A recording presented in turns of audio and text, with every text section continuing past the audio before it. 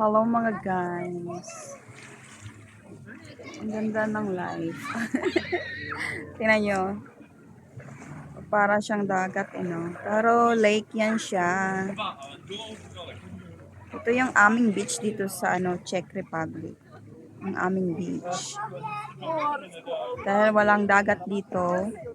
At puros lang lake dito. Yan.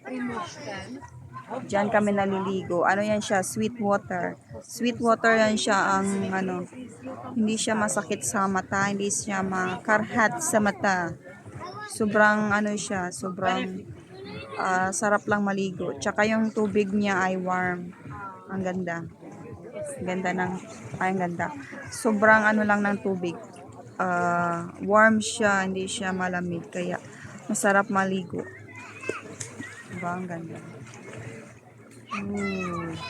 Malapit lang ito sa amin, mga lang ito, 1 hour. 1 hour lang layo dito sa amin. So dito kami naliligo kasi maganda dito, ginawa nilang beach talaga. Akala mo talaga ay beach. Ganyan may siya. May mga sand. Dahil summer na nga dito sa Czech Republic. At ako hindi naman masyadong nabibilad sa araw, pero grabe ang itim ko na. Talaga. Diba? Parang Pinas lang eh. Parang Pinas lang. Ako ang hindi nagbibilad sa araw dahil mayroon akong payong. So, meron akong payong, hindi ako nagbibilad sa araw. So, dahil ay Pinoy ako, mas nauna akong nangitim sa kanila. Mas naunang nangitim kaysa sa mga nagbibilad sa araw. Enjoy yung mga anak ko doon, no. Yun, enjoy sila.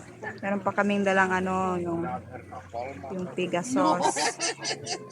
Yan, nagtatalon-talon ang mga bata dyan, diba? Ganda. Pustit! Mami! Daj! No necháme ukápat trochu, jako nemusí. Jestli za ty...